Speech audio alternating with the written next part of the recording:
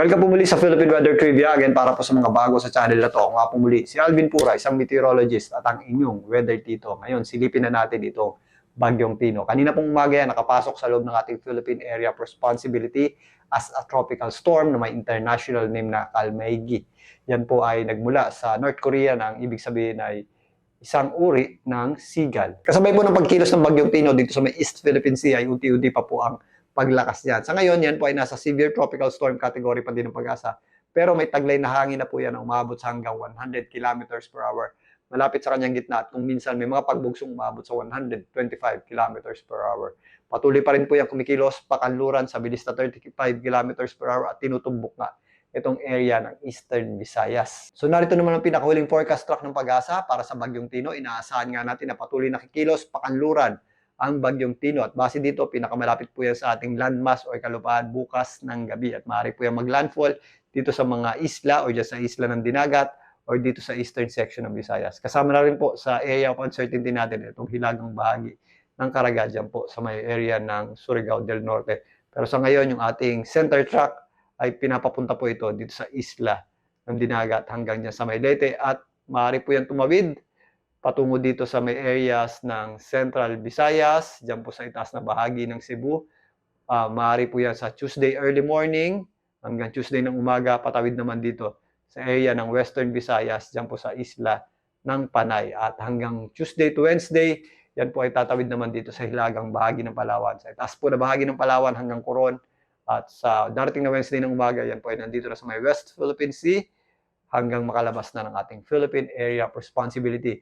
Kasi dito, yan po ay tatawid sa ating bansa as a typhoon category. So, isa pong malakas na bagyo na po ang typhoon category. At inaasahan pa rin natin ang possible na paglakas niyan bago pa man maglandfall. At again, kapag dumadaan po sa mga isla yung ating mga bagyo ay hindi po yan kaagad humihina. Dahil nga po, marami pang mga areas dyan na may mga tubig pa. So, kaya base dito, hindi natin inaasahan ng significant na paghina.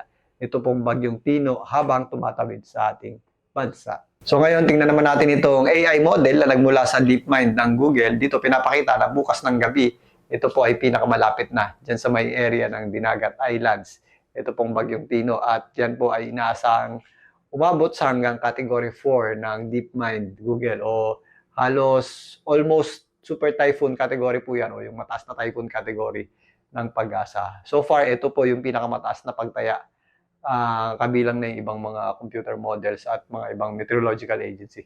So halos dito, pinapaabot niya na ng almost super typhoon or again, hindi natin naalis ang possibility na super typhoon before landfall dahil nga babaybay po yan o dadaan dito sa may East Philippine Sea.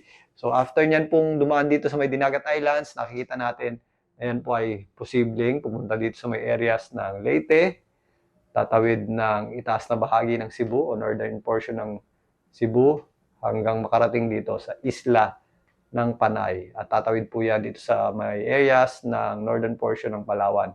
Diyan po sa may area o ibabang bahagi lang ng Coron hanggang sa makarating na dito sa may West Philippine Sea sa darating na Wednesday ng umaga. At maaaring sa Thursday, yan po ay makalabas na ng ating Philippine Area of Responsibility. So narito naman ang iba't ibang forecast track ng iba't ibang meteorological agency. So halos pare-parehas naman po yan ng pagtaya. So mula dito sa Dinagat Islands o dyan po sa may area ng Leyte hanggang dito sa Eastern Visayas yung ating posibleng tamaan itong Bagyong Tino o yung kanyang posibleng unang landfall.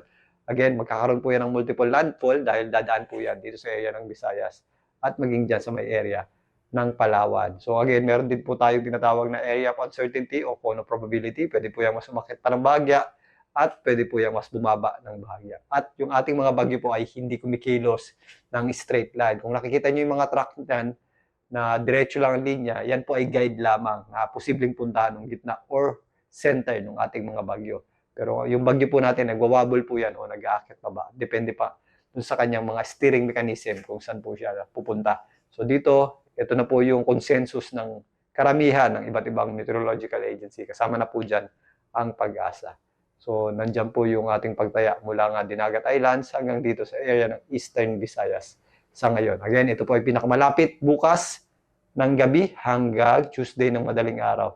Dito po sa rehiyon ng Caraga at Eastern Visayas, tatawid po sa maghapon, dito naman sa area ng Visayas, hanggang makalabas dyan sa may Sulusi, patungo dito sa area ng Palawan hanggang Wednesday na po yan ng umaga. At Wednesday ng umaga, nandito na po yan sa may West Philippine Sea at tuluyan na pong lalayo sa ating bansa. Pero habang kumikilos po yan, patawid sa ating bansa, yan po ay makaka-apekto sa malaking bahagi po ng ating bansa, particularly yung ating malalakas na bugso ng hangin yan o yung pinakamalalakas na bugso ng hangin yan ay makaka-apekto po dito sa areas ng Eastern Visayas, Caraga, Central at Western Visayas, kasama na po dyan ang areas ng Northern Palawan. So narito naman ang pinakahuling weather advisory ng Pag-asa para sa mga pag-ulan posibleng idulot nito pong bagyong Tino. Again, yung ating hanggang heavy to at times intense rain, so yung ating 100 to 200 millimeters ay nandito po sa mga areas na malapit sa gitna ng bagyong Tino. Yan po ay sa mga areas ng Samar, Eastern Samar, Biliran, Leyte, Southern Leyte, kasama na po dyan ang Dinagat Islands, Surigao del Norte, kasama po dyan ang Siargao at Bukas Grande Islands, kasama na rin po dyan ang Agusan del Norte, Bohol, Cebu, ito pong Negros Occidental, kasama na po dyan ang area ng Iloilo, Guimaras, at Capiz. Samantalang, ito pong mga areas na nasa kulay dilaw, yung ating mga moderate at kung minsan heavy rains, ay posible pong maranasan sa mga areas ng Surigao del Sur, Agusan del Sur, Bukidnon, kasama po dyan ang Siquijor, maging dito sa area ng Antique at Aklan. Kasama na po dyan ang Masbate, Romblon, Northern Samar, ito pong oriental portion ng Mindoro, ang malaking bahagi ng Bicol Region at nag-extend pa yan sa areas ng Quezon, Aurora at Isabela. Again, ito pong mga nasa itaas na mga areas na malayo sa mismong bagyong si Tino, yan po yung ating inflow ng hangin o yung ating convergence ng hangin o basically tinatawag din po yung shear line na hinihila po ng bagyong Tino mula doon sa ating amihan at doon sa ating easterly. So magkakaroon po yan ng convergence kaya may mga areas po na maulan na medyo malayo pa or medyo malayo po sa mismong center or gitna ng bagyong Tino. At magpapatuloy nga yan hanggang sa darating na Wednesday. Ngayon, silipin naman natin itong ating satellite image para sa mga posibleng kaulapang makaapekto sa ating bansa na mostly associated nga dito sa bagyong Tino. Sa ngayon, itong bagyong Tino ay nandito sa may East Philippine Sea. Yung kanyang kaulapan ay nandito po. Nag-extend na po yan at umaabot na sa ilang bahagi ng Eastern Visayas at Caraga. Pero sa ngayon, minimal pa po yan. Pero habang lumalapit po, ito pong bagyong Tino, yung mga kaulapan po niyan ay unti-unting mabalot din po sa malaking bahagi ng ating bansa. Maging dito sa mga areas na malayo sa bagyo, meron tayong wind convergence dyan na nagdadala po ng mga pagulan, particularly sa eastern section ng Luzon. So bukas nga ng umaga hanggang tanghali, yung panglabas na kaulapan ng bagyong Tino ay sasabit na po sa malaking bahagi ng Eastern Visayas, Caraga, at yung inflow ng hangin niyan ay makaka-apekto na rin po dito sa areas ng Bicol region. So madadagdagan na po yung ating mga tsansa ng pagulan dyan. Pero as lumalapit nga yung ating bagyo, mas madadagdagan din po yung epekto niya. Sa darating na Lunes ng gabi, ayan, kung mapapansin natin, yung ating bulto ng mga malalakas na pagulan ay nakadikit na. Dito po sa areas ng Eastern Visayas, kasama po dyan ang northern portion ng Caraga, ang Surigao del Norte. So yung mga kulay pula na yan po yung ating matataas na kaulapan na directly associated sa bagyong Tino. So yan po yung ating mga malalakas na mga pagulan.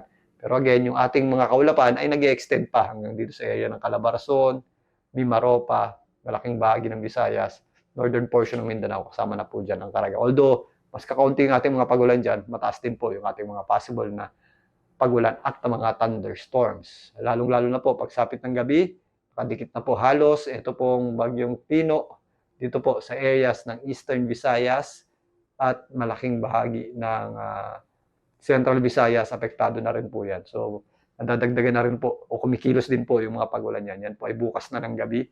Malaking bahagi ng Cebu, kasama po dyan ng Cebu City, Bohol, kasama na rin po dyan. O ito pong lalong-lalo na itong areas ng Leyte. At ito pong areas ng Caraga Region, Eastern section ng Visayas. Yung ating mas malalakas na hangin po, usually kapag habagat is nasa baba, ngayon naman amihan, ito pong itaas na bahagi nito. So yung hangin na directly associated sa bagyong Tino, pati yung pasok ng ating amihan, magdadala po yan ng malakas na hangin dito po sa itaas na bahagi ng bagyong Tino. So kadalasan po, kasama ng direksyon ng bagyo, yung inflow ng ating hangin, nakakadagdag pa sa intensity ng hangin. So mostly, paghandaan po natin ng malalakas na bugso ng hangin, lalong-lalo na po dito sa itaas na bahagi ng bagyong Tino at yung kanyang center or gitna nito.